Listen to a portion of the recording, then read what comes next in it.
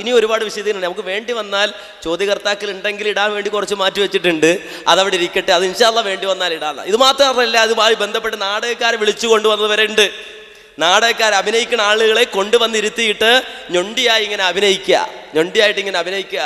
എന്നിട്ടിങ്ങനെ ഞൊണ്ടി ഞൊണ്ടി ഞൊണ്ടി ഞൊണ്ടി വരിക എങ്ങോട്ട്? സലാത്ത് നഗറിലേക്ക്. എന്നിട്ട് ഇങ്ങനെ ആടുക. ആടിക്കഴിഞ്ഞാലോ ഞൊണ്ടുമാറും. ഞൊണ്ടുമായി വന്നയാള് ഓടിപ്പോകും, ഞൊണ്ടില്ലാത്തവനാകും മാറും. അങ്ങനെ ഞൊണ്ടിയല്ലാതെ മടങ്ങിപ്പോകുന്ന അവസ്ഥയുണ്ടാകും എന്ന് വരെ പരസ്യമായി തെളിയിച്ചു എന്നാണ്. അവസാനം ഈ ഞൊണ്ടി ഒന്ന് പിടിച്ചു, എൻ്റെ കാലൊന്ന് തിരിച്ചു നോക്കി ശരിയായോ എന്നറിയാൻ.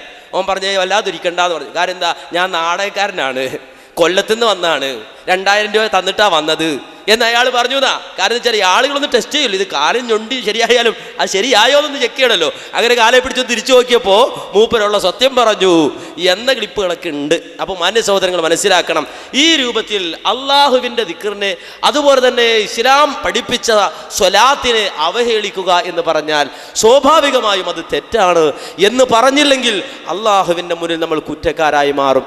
മാത്രമല്ല സഹോദരങ്ങളെ, അപഹാസ്യമായ രൂപത്തിൽ ഇസ്ലാമിൻ്റെ അടിസ്ഥാന തത്വങ്ങളെപ്പോലും അപഹാസ്യമായ രൂപത്തിൽ കൊണ്ടുപോവുകയാണ്. ഞാൻ നേരത്തെ പറഞ്ഞ ഹദീസ് ആരും മറക്കരുത്.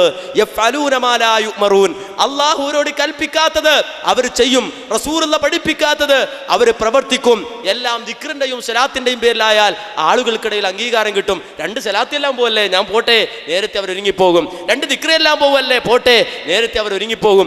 എന്നാൽ അവിടെ ചെല്ലുമ്പോഴോ വലിയ വലിയ ശൈഖന്മാർ ഉസ്താദുമാർ തന്നെ ഒരു പ്രത്യേക അവസ്ഥയിലാണ്. സുബ്ഹാനല്ലാഹ്, ഇത് അത്യുന്നതമായൊരു മർത്തബയാണല്ലോ, ഇത് അങ്ങേയറ്റത്തെ ഒരു ഹാലാണല്ലോ, അതുകൊണ്ട് ഈ ഹാലിലേക്ക് ഞാനും അങ്ങ് കൂടട്ടെ എന്ന് വിചാരിച്ച് അവസാനം ഈ കോലത്തിലാവും. കണ്ടോളൂ.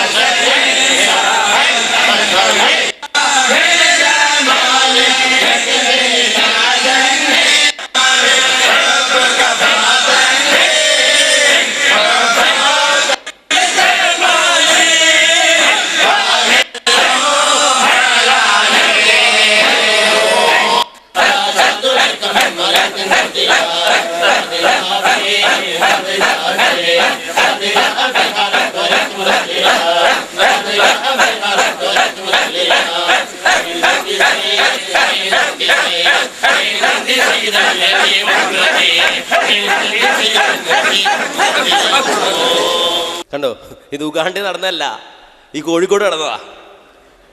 നിങ്ങൾ ആ ചാടിയ മനുഷ്യന്മാരുടെ കുപ്പായി നോക്കുക, ഗ്രൂപ്പ് ഏതാന്ന് മനസ്സിലാവും. ഈ രൂപത്തിൽ അള്ളാഹുവിൻ്റെ ദീൻ നിങ്ങൾ ഇങ്ങനെ കേട്ടിട്ടുണ്ടോ? ഇസ്ലാം മതം ഇങ്ങനെ ദീന് ഇങ്ങനെ ആണെങ്കിൽ പടച്ചോമ്പരാൻ ഒരുപാട് മനുഷ്യന്മാർ, അറ്റാക്കുള്ള മനുഷ്യന്മാരുണ്ടാവും. 2 കഴിഞ്ഞവർ, അവർക്ക് ദിക്റയല്ലേ, അവർക്ക് സ്വലാത്തല്ലേ. യഥാർത്ഥത്തിൽ ഈ രൂപത്തിലുള്ള പേക്കൂത്തുകളെയാണ് മുജാഹിദുകൾ വിമർശിക്കുന്നതെന്നും ഇതിന് ഇസ്ലാമിൻ്റെ ലേബൽ നൽകേണ്ടതില്ലെന്നും അത് ശരിയല്ലെന്നും വളരെ വ്യക്തമാണ്. അത് ബോധ്യപ്പെടുത്തുന്ന പ്രവർത്തനമാണ് യഥാർത്ഥത്തിൽ മുജാഹിദ് പ്രസ്ഥാനം നിർവഹിക്കുന്നത്. പ്രമാണങ്ങൾ നിരത്തി സുന്നത്തും ബിദ്അത്തും വേർതിരിച്ച് കേരളക്കരയെ വെളിച്ചത്തിലേക്ക് നയിക്കുക എന്ന ദൗത്യമാണ് ഈ പ്രസ്ഥാനത്തിൻ്റെ പ്രബോധക സംഘങ്ങൾക്ക് നിർവഹിക്കാനുള്ളത് എന്ന് നമുക്കറിയാം. മുജാഹിദ് പ്രസ്ഥാനത്തിൻ്റെ ഖുതുബകളും ക്ലാസ്സുകളും ക്യാമ്പുകളും സെമിനാറുകളും മഹാസമ്മേളനങ്ങളും എക്സിബിഷനുകളും അതിൻ്റെ പുസ്തകങ്ങളും പ്രസിദ്ധീകരണങ്ങളും CD കളുമൊക്കെ ഇത്തരം പരിപാടികളടക്കം ഈ ദൗത്യമാണ് നിർവഹിച്ചു പോരുന്നത്. ഖണ്ഡനമണ്ഡനങ്ങളും മുഖാമുഖങ്ങളും ഡിബേറ്റുകളും ഒരേ ദൗത്യമാണ് നിർവഹിക്കുന്നത്. ഈ തോന്നിവാസങ്ങൾ ചൂണ്ടിക്കാണിക്കുക.